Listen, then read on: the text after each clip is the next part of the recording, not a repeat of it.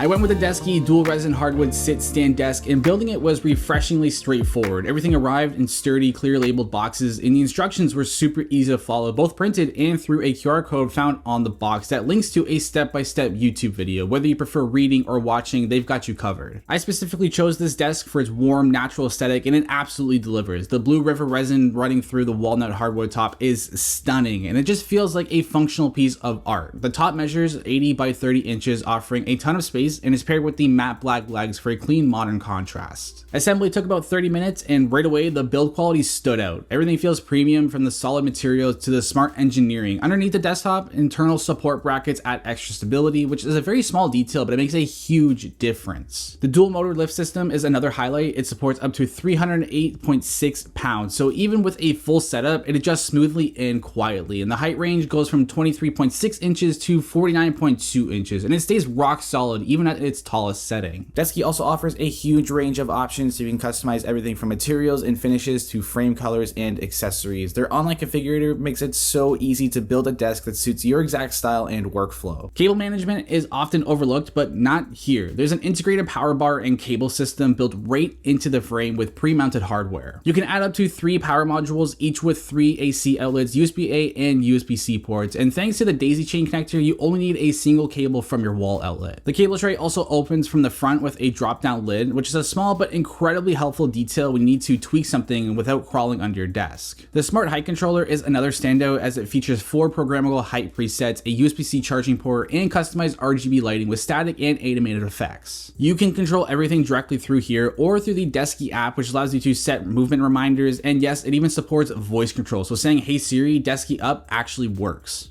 Okay, so inside the app, you can raise the desk up, you can bring it back down, you can hit one of your presets or your favorites, you can go ahead and create a new one, which is pretty awesome. But over in this other tab is where things get really interesting. So you have stuff like the desk heights limit, you can go ahead and change the RGB color on the actual controller, you can go ahead and just like turn the lighting off and on, like so easy.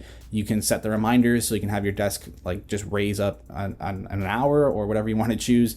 And then you have the voice control, and this is like just, honestly, this is so cool. So you can, say, "Hey Siri, Desky up, Desky down, Desky stop, Desky set a reminder for 45 minutes. There's just tons of different options, and this is just easily like the best feature of this desk. To round out the look, I added a matching pheasant wood monitor shelf. It adds both height and style while creating space underneath to stash accessories. It's functional, it's clean, and it ties the whole setup together beautifully. From premium materials and thoughtful design to the smart tech and sustainable sourcing, Desky has completely redefined my workspace. It's a rare blend of style, function, and quality. If you're looking for a standing desk that's built to last and looks this good, I cannot recommend Desky enough. And if you guys are interested, there will be links in the description down below.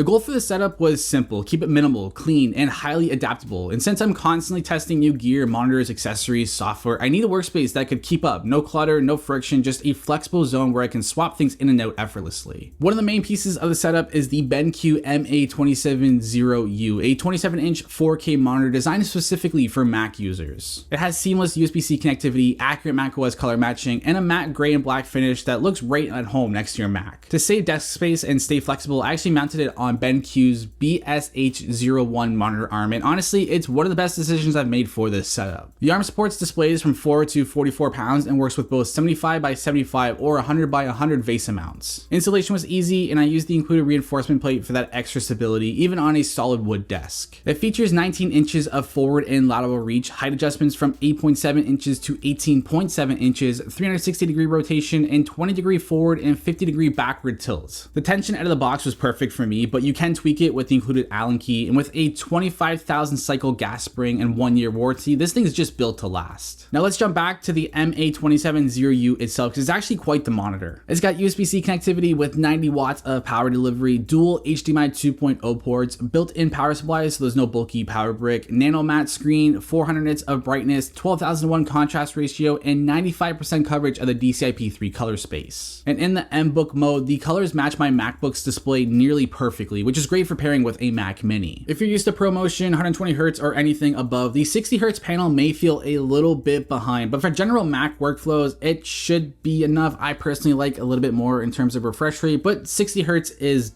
doable. But I gotta admit, BenQ's DisplayPilot software actually makes up for that 60Hz panel because it adds a nice macOS touch to the monitor, as you have native Mac keyboard support, resolution switching, focus sync with macOS, and a low blue light modes that are all available through the software. It really does feel like the closest thing to an Apple monitor without it actually being an Apple monitor. Now, if I didn't already mention it, I am using the baseline M4 Mac Mini, but I wanted it to feel a little more intentional on the desk, so I dropped it into the Zera Magforce Gen 2 aluminum enclosure. It looks like a mini Mac Pro, and that's exactly what I was looking for, and I'm sure you've seen these kind of cases floating all around the internet already, but the reason why I chose this one was because it's crafted from solid aluminum, it weighs just over 2 pounds, and gives the Mac Mini a more substantial footprint, and it's not just for looks. There's front and rear vents to help improve the airflow, there's a thermal pad to transfer heat to the case itself, and there's a magnetic top that lifts off to reveal a little storage compartment. Inside here, I've got a Ugreen Thunderbolt 4 SSD enclosure with a 4TB Samsung NVMe SSD on the inside, and this is just perfect for testing apps, running Time Machine backups, as I am working with the macOS 26 beta or macOS Tahoe, whatever you want to call it. This just really does come in handy, and I like how there's a little cutout in the actual case that's basically meant for external SSDs.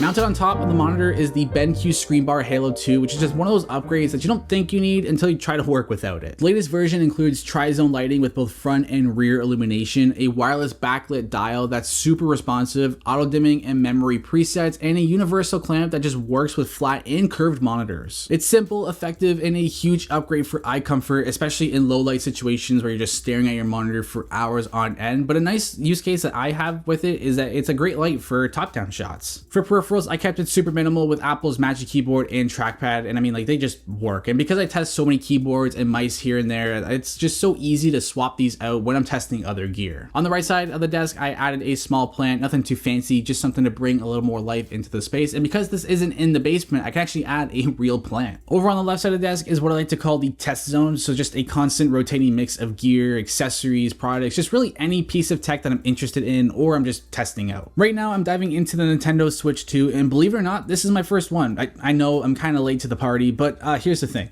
I grew up with the Game Boy Advance and the 3DS, so not only is the Switch 2 hitting all those like nostalgic notes for me, but I knew I would get addicted, which is why I skipped out on the first version as well as the OLED version. I knew I just wouldn't be able to put this thing down, and the Switch 2, I saw everyone getting it. It looked like a worthwhile upgrade, and my predictions kind of came true. I'm so addicted to the Switch right now, I legit just can't put it down. I've also got a handful of accessories I'm putting through the paces. So we got a new pair of headphones, which as you can see, just aren't your normal typical pair of headphones. I got a portable charger here from I don't really know how to pronounce it, but this has actually been super clutch lately, especially with the Switch 2. It's super small, solid, and it's always got juice in it somehow. I feel like I never charge this thing, and yet it's always got juice, and I like the built-in screen. I've also got this really interesting portable NAS drive, which you can move files through directly. You don't need a computer to actually interact with it, and I love the concept of this, but it's been a bit tricky to actually integrate into my workflow. One product that has earned a permanent spot in my kit right now, though, is this dual portable charger for Sony batteries. It fits 2 batteries, charges over USB-C or from the power bank that's like built into it, and it's compact enough to just throw right into my camera bag. I genuinely love this. It's made charging batteries so much easier when shooting on the go. I've also been deep into testing some new apps, so here are 5 Mac apps I've absolutely been loving lately. We got Dynamic Lake Pro, iFlix, Downy, Bolt AI, and Clean Presenter. And if you guys are interested in like a deeper dive into any of these apps, I'm probably gonna make a Mac apps video soon, but if you guys want to follow me over on social, this is where I share a bunch of these apps. Of course, I'm also running the macOS 26 beta here, or macOS Tahoe. Apple's finally changed the naming convention to actually reflect the release year of the OS, which I think was just something, it was just bound to happen.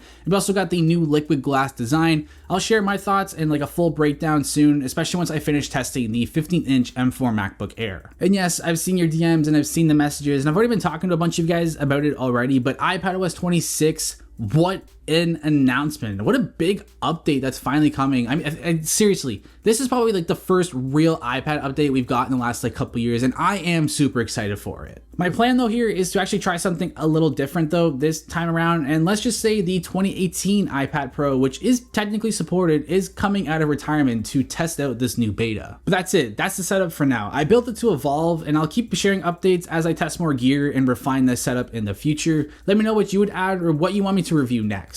If you're thinking about building your own second setup or your main setup and just want a desk that's built to grow with you, I seriously cannot recommend Desky enough. Again, links will be in the description down below. If you guys enjoyed this video, make sure to drop a like, share it to a friend, and hit the subscribe button if you're into Apple tech or desk setup related content. I've got so much content coming soon. Thank you again for watching this video. I appreciate every single one of you, and I will catch you guys in the next video. Peace.